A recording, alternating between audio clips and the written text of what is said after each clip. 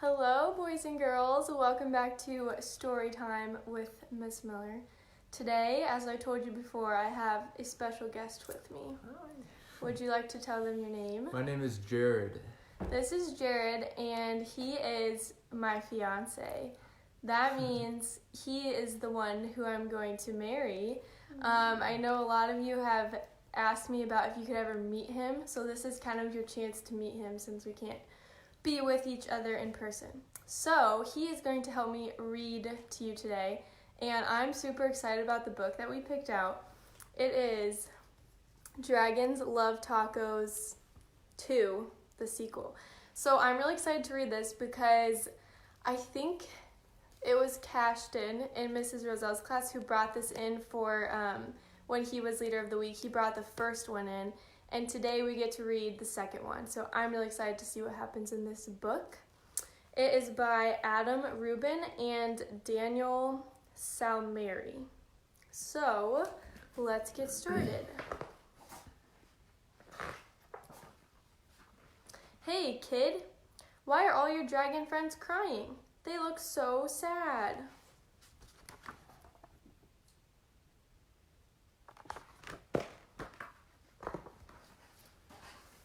Oh my, we gotta do something about this. Listen to me, dragons. Don't freak out. So in the newspaper over here, it says, no more tacos. So if you remember from before, dragons love tacos, so now they don't have any more. No wonder they're upset. Dragons love tacos. Remember that time we had an awesome taco party with dragons? There were so many tacos, pantloads of tacos. Big tacos, little tacos, beef tacos, chicken tacos. And because of a totally honest mistake, I'm not blaming anyone here, there were also some spicy tacos. Unfortunately, spicy salsa gives dragons the tummy troubles. And when dragons get the tummy troubles, well, you know.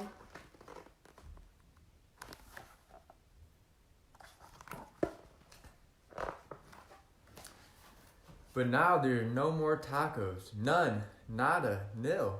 If only we could somehow go back in time to our delicious taco party, before the spicy salsa, of course.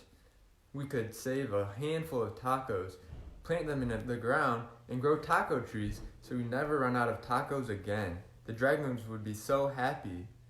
Well, I know we're not supposed to mess with it, but this does seem like the perfect opportunity to fire up the time machine in the garage.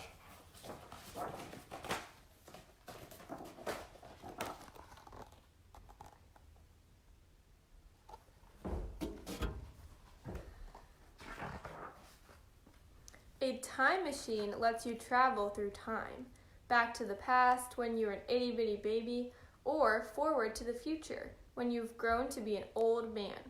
Or in our case, back to the taco party full of tacos. So as you can see, the dragons are right here, and this is their big time machine.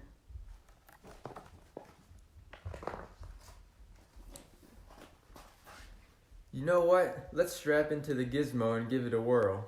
Set the dial to taco party. Ready, set.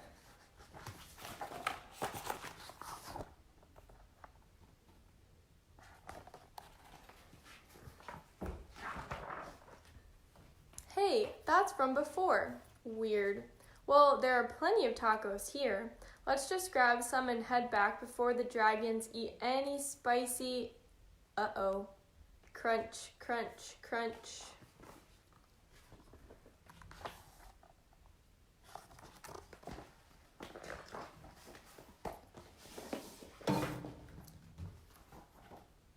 So here's what happens when the dragons are eating the spicy tacos.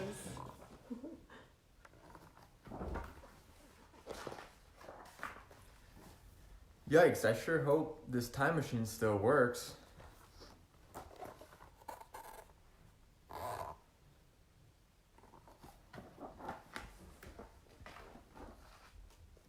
Give the dial a little twist. We'll have to go a bit further back this time, before the dragons eat any spicy salsa. Ready, set,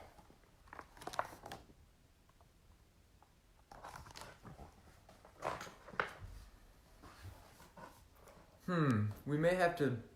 We may have gone a bit too far. Crunch, crunch, crunch.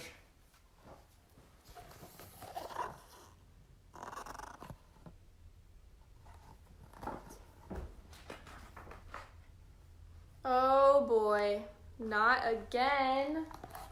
You can see the dragons eating all the spicy tacos again. This time machine has seen better days. Try some machine oil, that might do the trick. Wait a second, that's not machine oil.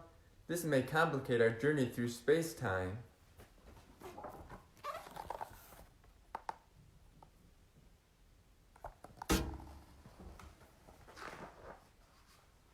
Dragons love diapers?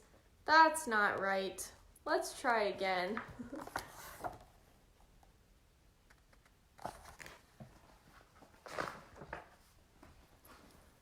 Tacos love dragons? Weird, but closer. One more time.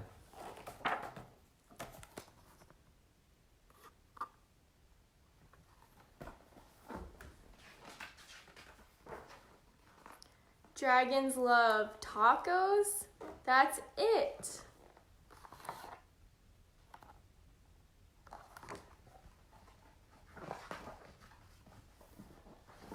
Dragons, quick! Grab some tacos and let's get out of here before it's too late. Crunch, crunch, crunch.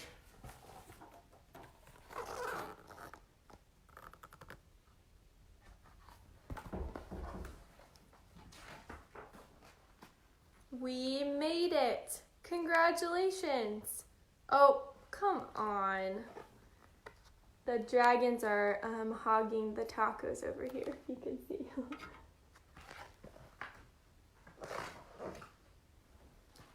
You saved me one. Phew. Well, we'll plant a tree and have a tacos forever. The dragons will be so happy. After all, dragons love diapers. I mean tacos. Dragons love tacos.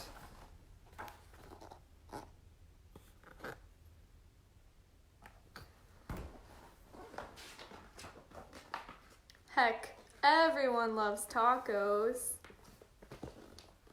You can see all these different people on here and they're all eating tacos. And that is the end. Did you like that story? It's a good story. I liked it too. And like I said, it was really cool to read the second part since we already read Dragons Love Tacos 1 before.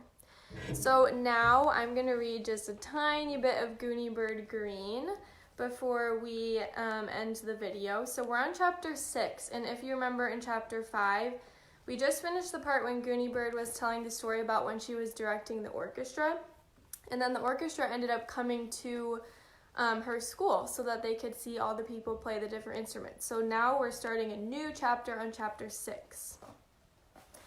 Today, Gooney Bird said on Wednesday, I'm going to tell you about Catman and the cow. Maybe you've noticed that I'm wearing my cat and cow outfit today. So in case you don't remember, Catman is the name of Gooney Bird's cat. The students nodded their heads. They had noticed. Gooney Bird was wearing an orange fur jacket. Over her shoulder was slung a purse made from brown and white cowhide. Sometimes storytellers have special outfits that they wear. I think that's fine, as long as it doesn't interfere with the story, Gooney Bird continued. You can buy fake cat whiskers and ears, for example, but I would never wear such a distracting costume. Would you wear a tail? Beanie asked. I know somebody who had a cat tail and ears at Halloween. Put on your thinking caps, class, Gooney Bird said. Think back to when I talked about Catman last week. No tail, the entire class said, all except Felicia Ann, although she looked up from the floor. That's right, Catman has no tail. I would tell about the lawnmower accident, and it would be an absolutely true story, but I never use violence in my stories. Oh, good, Kiko said. Violence makes me cry. Gooney Bird smoothed her fur jacket and did her breathing exercises. Deep breath, let it out. Deep breath, let it out. I know a lot of you have been worried about Catman, she began. I certainly have, Mrs. Pigeon said. I've been thinking about Catman ever since he flew out of that flying carpet. By the way, Mrs. Pigeon, Gooney Bird said, I do want to mention how lovely you look today. Mrs. Pigeon blushed a little. She was still wearing her high-heeled shoes with her buckles, and today she was also wearing a rhinestone butterfly perched in her hair. In fact, the whole class looks quite lovely, Gooney Bird pointed out. She looked around. Malcolm, would you stand up?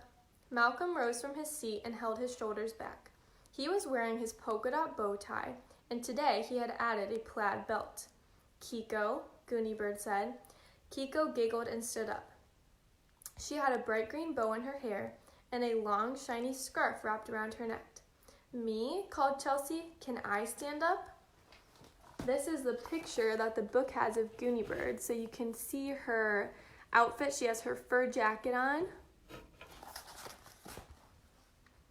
Can I stand up? Chelsea said. She did, and the class could see that she was wearing a fringed cowboy vest over her best dress. Me, me. Everyone, all but Felicia Ann, was calling out now, but Gooney Bird said, later, after the story. I'm ready to begin now. She took one more deep breath, let it out, and began. So that's where we're going to stop for today. The story that Gooney Bird is going to tell is called Beloved Catman is Consumed by a Cow. So think about what you think might happen when Gooney Bird tells this story. And you can leave it in the comments of this video if you would like. But we're going to stop there for today, and I'll pick up there next week. Thank you guys for reading a story with us today. And we hope that you have a wonderful Easter weekend with your families. And also a good spring break. Hopefully now you can maybe focus on doing some more fun activities at home since you won't have schoolwork to do. But thanks again, and have a great weekend. Bye, guys. Bye.